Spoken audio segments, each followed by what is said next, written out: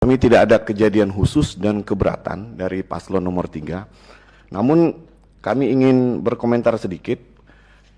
Paslon nomor 1 dan paslon nomor 2 mengungkapkan atau mencatatkan keberatan atau kejadian khusus, nggak tahu kejadian khusus atau keberatan. Mohon maaf, tapi maksud tidak, kami, ini bukan hal penilaian ke 03, Pak Ketua. Jadi tidak ya, perlu adanya komentar macam-macam gitu ya. Oke. Untuk itu juga kami izin. saya lagi bicara pimpinan. Kami izin kalau misalnya Ketua masih mengizinkan mereka ngomong, kami izin. Kami mohon izin, saya lagi bicara. Oke. Siap. Nanti aja, Bang. Nanti diserahkan dulu nanti. Ya. Ya. Oke. Saya belum tanda tangan, Bang. Silakan mau ditandatangani atau tidak, silakan. Baik, kita sudah berikan. Siap. Terima kasih. Izin Ketua. Ya, sebentar, biarkan prosesnya berjalan dulu.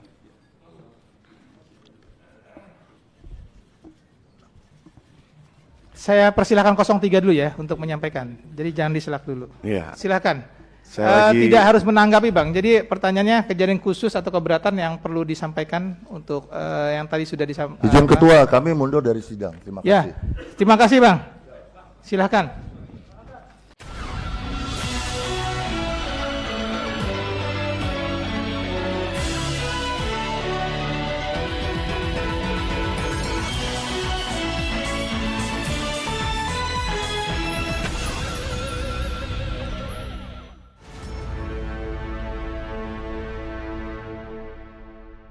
Assalamualaikum warahmatullahi wabarakatuh. Apa kabar? Kembali berjumpa dengan saya Herzun Arif dari Forum News Network.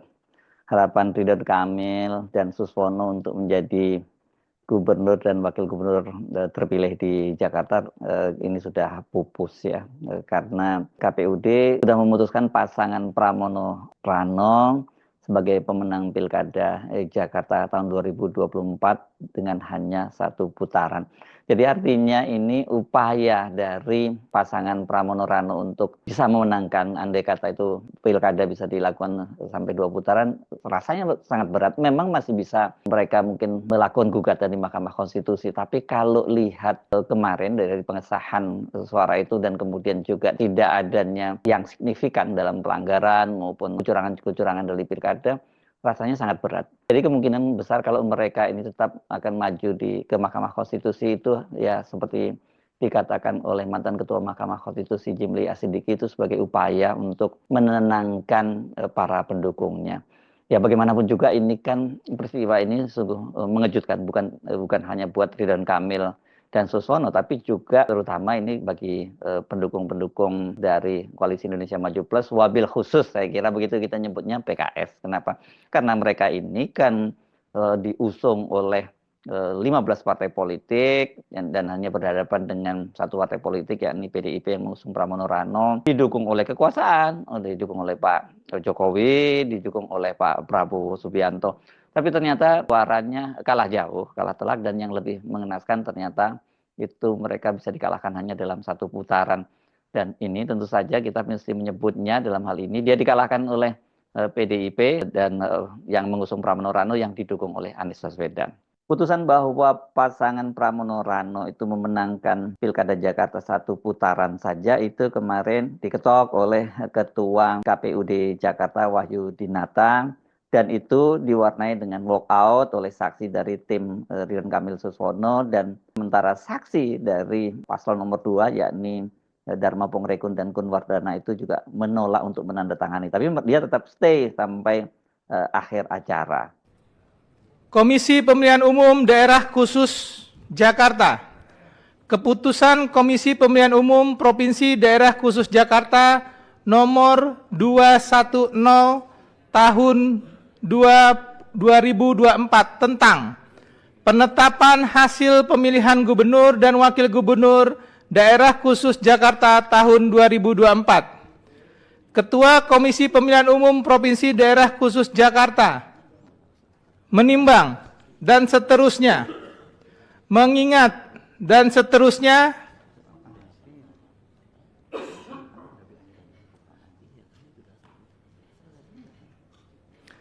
memutuskan, menetapkan keputusan Komisi Pemilihan Umum Provinsi Daerah Khusus Jakarta tentang penetapan hasil pemilihan gubernur dan wakil gubernur Provinsi Daerah Khusus Jakarta tahun 2024. Ke-1, penetapan hasil pemilihan gubernur dan wakil gubernur Daerah Khusus Jakarta tahun 2024 berdasarkan hasil rapat pleno rekapitulasi penghitungan perolehan suara tertuang dalam formulir model D hasil Prof KWK Gubernur sebagaimana tercantum dalam lampiran keputusan yang merupakan bagian tidak terpisahkan dari keputusan ini. Kedua, menetapkan hasil pemilihan gubernur dan wakil gubernur Daerah Khusus Jakarta tahun 2024 dengan perolehan suara sebagai berikut. Pasangan calon nomor urut 1 atas nama HM Ridwan Kamil dan Haji Suswono dengan perolehan suara sah sebanyak 1718160. 2. Pasangan calon nomor urut 2 atas nama Komjen Pol Purnawirawan Dharma Pongrekun SIK MM Mhum dan Dr. Insinyur R. Kunwardana Abioto dengan perolehan suara sah sebanyak 459. Oke, saya ulangi ya. Saya ulang dari awal deh. Ini ada penyebutannya di sini. Menetapkan hasil pemilihan gubernur dan wakil gubernur daerah Provinsi Daerah Khusus Jakarta tahun 2024 dengan perolehan suara sebagai berikut. 1. Pasangan calon nomor 1 atas nama HM Ridwan Kamil dan Haji Suswono dengan perolehan suara sah sebanyak 1.718.160. 2. Pasangan calon nomor urut 2 atas nama Komjen Pol Purnawirawan Dharma Pongrekun SIK MM Mhum dan Dr. Insinyur R. Kunwardana Abioto dengan perolehan suara sah sebanyak 459.230. 3. Pasangan calon nomor urut 3 atas nama Dr. Insinyur Pramono Anung Wibowo MM dan Haji Rano Karno SIP atau Sidul dengan perolehan suara sah sebanyak 2.183.239. Ketiga, hasil pemilihan gubernur dan wakil gubernur Provinsi Daerah Khusus Jakarta tahun 2024 sebagaimana dimaksud dalam diktum 1 dan diktum kedua ditetapkan dan sekaligus sebagai pengumuman pada hari Minggu tanggal 8 bulan Desember tahun 2024 pukul 16.01 waktu Indonesia bagian Barat. Keputusan ini mulai berlaku pada tanggal ditetapkan di Jakarta pada 8 Desember 2024. Ketua Komisi Pemilihan Umum Provinsi Daerah Khusus Jakarta Wahyudinata ditandatangani. Sebelumnya, saksi dari paslon 01 itu menyampaikan catatan-catatannya termasuk juga berbagai pelanggaran. Tapi mereka kelihatannya lebih menekankan kepada adanya rendahnya partisipasi pemilih itu, dan itu karena rendahnya distribusi formulir pendaftaran kepada pemilih. Dan kalau terdistribusikan itu, ya katanya sudah mepet tinggal 1-2 hari sebelum pemilihan. Ada sebanyak 167 kasus, ya, dan bahkan lebih banyak lagi tentang pendistribusian C6 atau C pemberitahuan.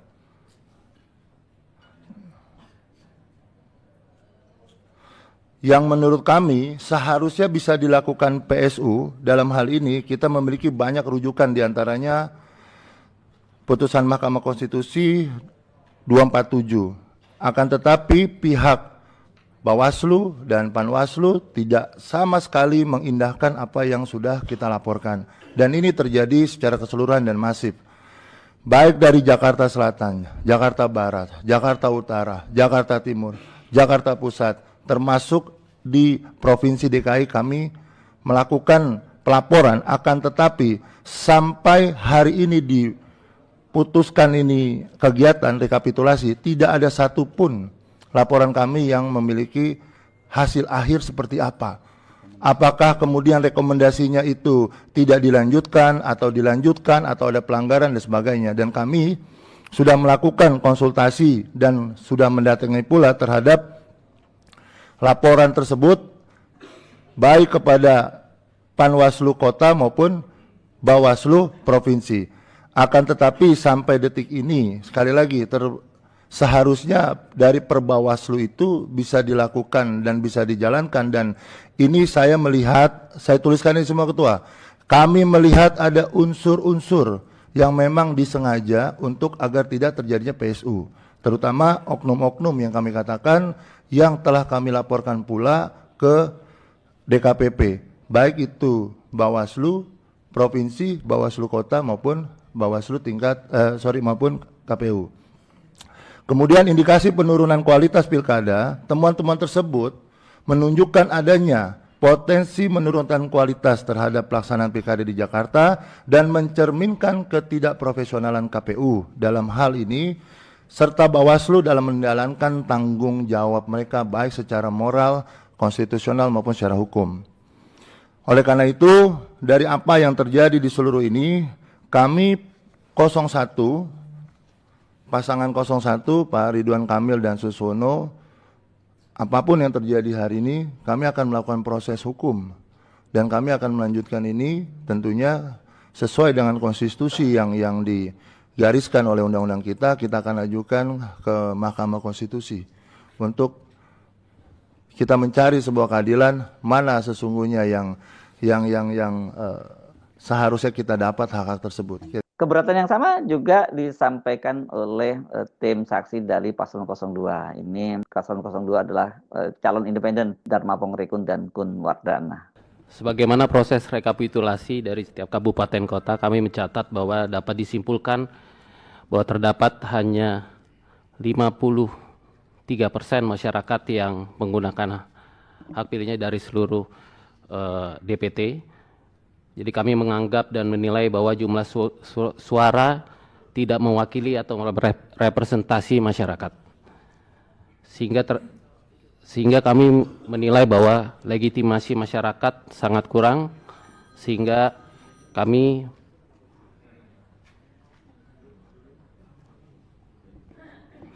menganggap dan menilai bahwa jumlah suara tidak mewakili representasi masyarakat secara keseluruhan. Yang kedua, terdapat suara tidak sah sebanyak 10% yang tentunya akan mempengaruhi jumlah perolehan suara. Kemudian kejadian Pinang Ranti di mana surat suara sudah dicoblos dan belum ada tindak lanjut dari rekomendasi Bawaslu. Dari 167 kasus yang dimana disampaikan Paslon 1 tadi, juga belum ada rekomendasi Bawaslu, sehingga kami menganggap bahwa legitimasi penetapan hari ini tidak mewakili masyarakat secara keseluruhan. Demikian, Ketua. Nah, saat Paslon 03 diminta tanggapannya, responnya oleh Ketua KPUD, itu kemudian dia sempat mengomentari pernyataan dari tim saksi Paslon 01, dan ini membuat mereka terpancing emosinya dan kemudian meninggalkan ruang rapat pleno KPUD Jakarta. Kami tidak ada kejadian khusus dan keberatan dari paslon nomor 3. Namun kami ingin berkomentar sedikit.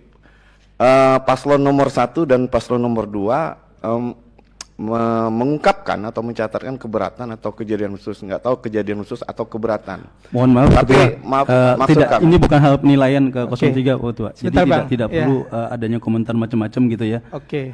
Untuk itu juga kami izin. saya lagi bicara pimpinan. Kami izin kalau Saya misalnya tidak Ketua masih memotong. mengizinkan mereka ngomong, kami izin, kami Mohon lapor izin, Ketua. saya lagi Kami bicara. Oke. Siap. Nanti aja, Bang. Nanti diserahkan dulu nanti. Ya. Iya. Oke. Saya belum tanda tangan, Bang. Silakan mau ditandatangani atau tidak, silakan Ketua. Baik, kita sudah berikan. Terima kasih. Izin Ketua. Ya, sebentar, biarkan prosesnya berjalan dulu.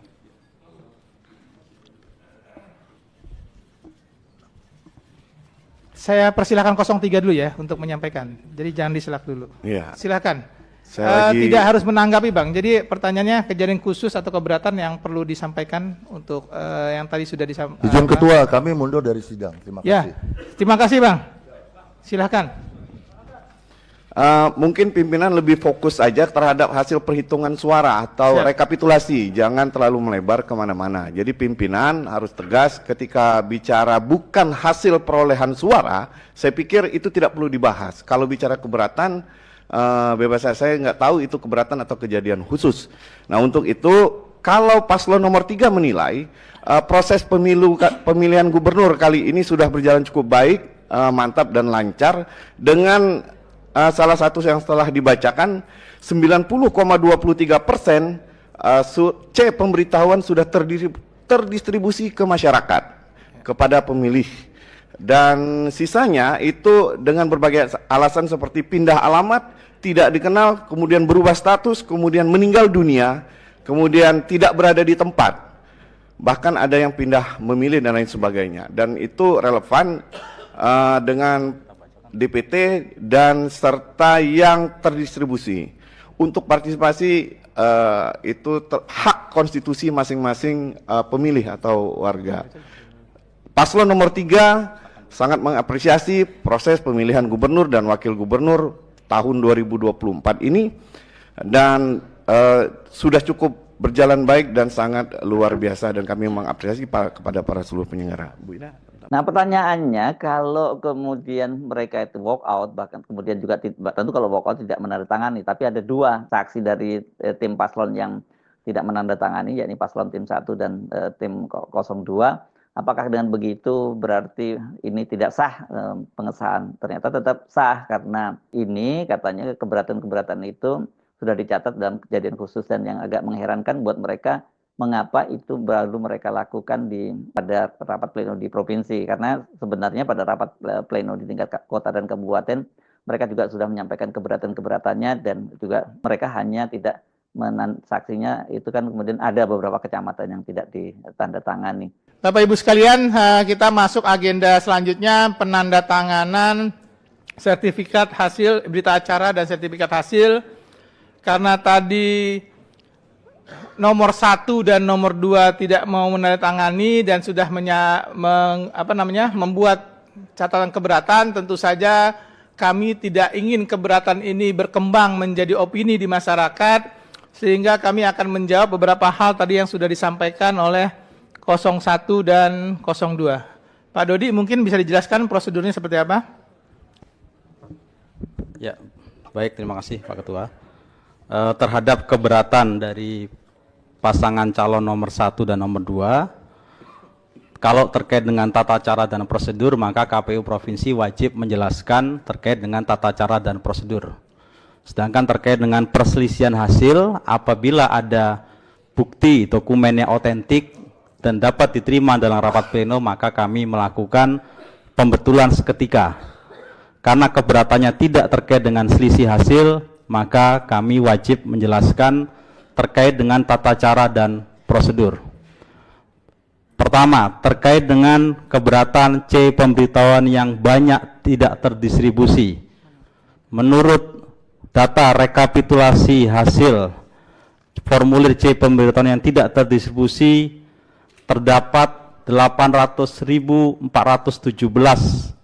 formulir C pemberitahuan yang tidak terdistribusi atau 9,77% dari daftar pemilih tetap. Data yang tidak terdistribusi ini pun dapat dijelaskan karena beberapa faktor. Pertama, karena pemilih. Mas. Ya. Ini bukan tidak terdistribusi. Anda harus mengatakan bahwa perasa tidak terdistribusi berarti KPPS tidak melakukan apa-apa. Jadi menerima dan tidak membawa. Kemarin sudah dijelaskan bahwa apa yang dimaksud dengan melakukan distribusi itu mengantar ke alamat tujuan. Alamat tujuan yang dimaksud orangnya meninggal dunia, orangnya sudah tidak ada. Jadi orangnya sudah pindah alamat dan lain-lainnya, kan sudah jelas. Itu berarti perasa dia melakukan distribusi, bukan tidak. Ini yang harus dikoreksi sehingga opini publik tidak dibawa ke situ. Oke, ya, terima kasih. Kami hanya membacakan format yang ada bahasanya. Enggak, Anda penyelenggara ya, kata-kata itu merugikan kami. Siap. Ya, terima kasih. Oke, makasih Bang masukannya. Kita jelaskan aja ya. Ya, baik. Ini juga bukan merugikan paslon, Pak, merugikan penyelenggara. Seolah-olah kami tidak berdistribusi, ya kan?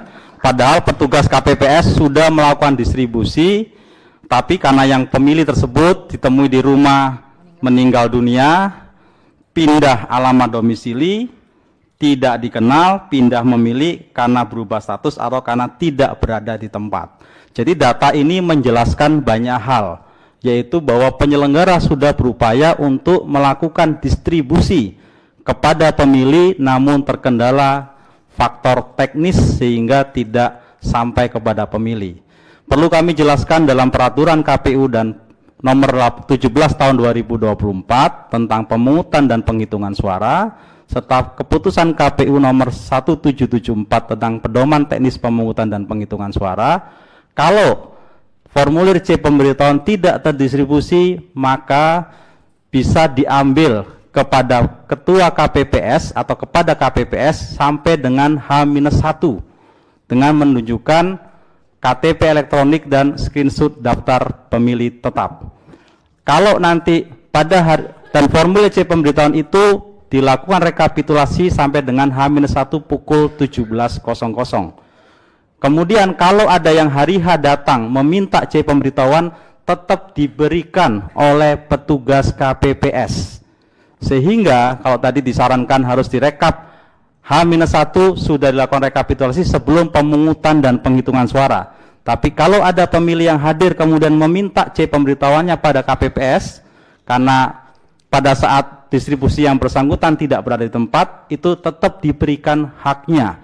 Jadi ini menunjukkan bahwa penyelenggara sudah bekerja sesuai dengan ketentuan peraturan perundang-undangan.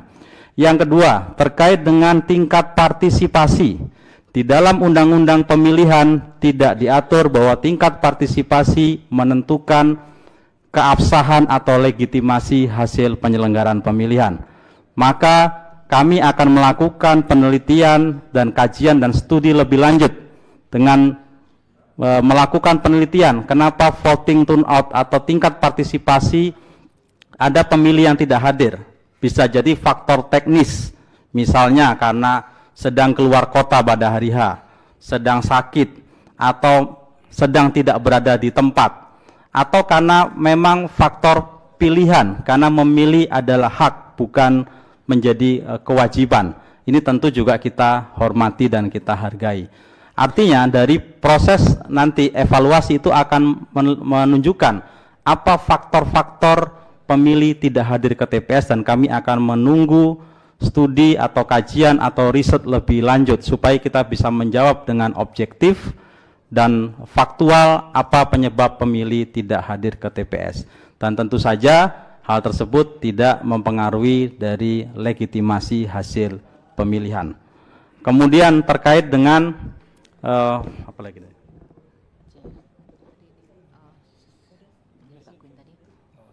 Sudah ya. Apa lagi? Keberatan secara berjenjang itu.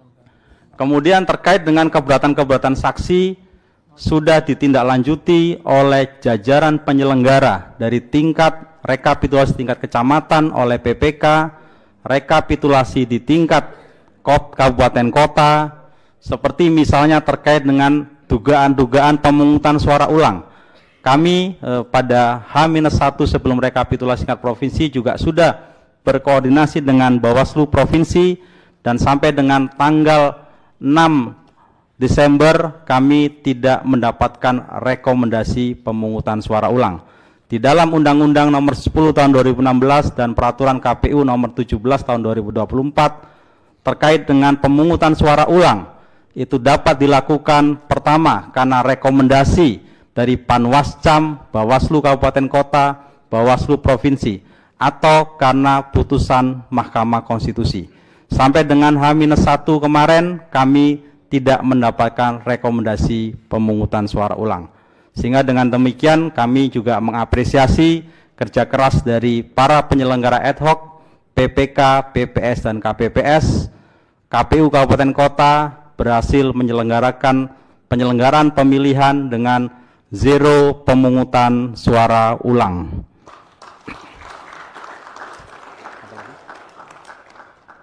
Saya kira itu hak kami untuk memberikan jawaban dan klarifikasi terkait dengan catatan-catatan keberatan dari saksi pasangan calon.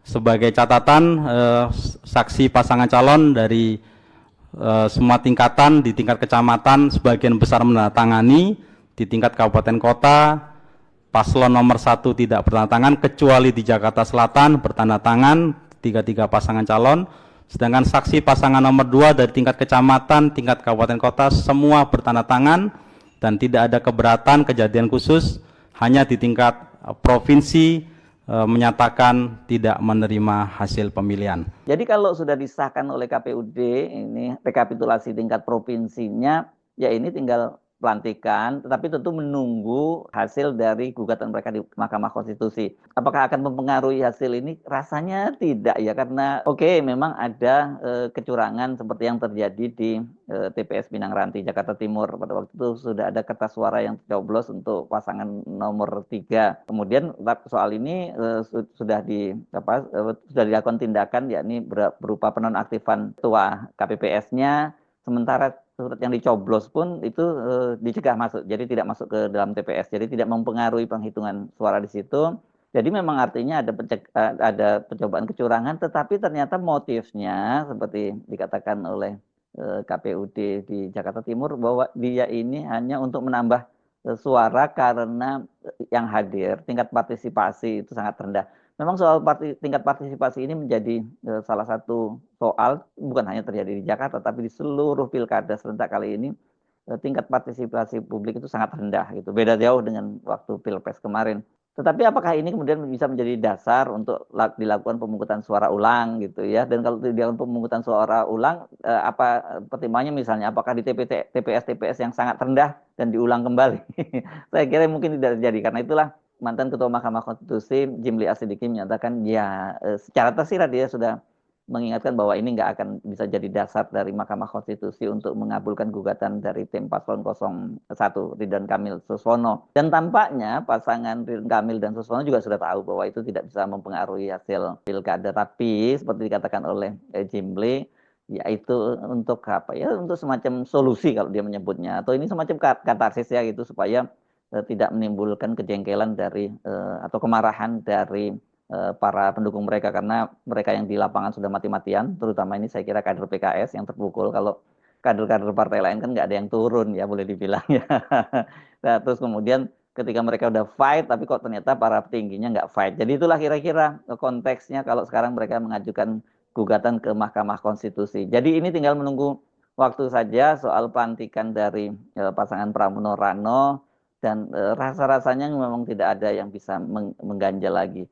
Fix ya, saya kira ini bagi PKS ini kekalahan resmi, sebagai kekalahan, karena saya membaca banyak opini dari para petinggi PKS yang masih mendinai persoalan bahwa mereka kalah di kandang-kandang mereka yang secara tradisional, yakni Jakarta, Jawa Barat, kemudian di Depok terutama yang sangat menyisakan, dan di Bekasi.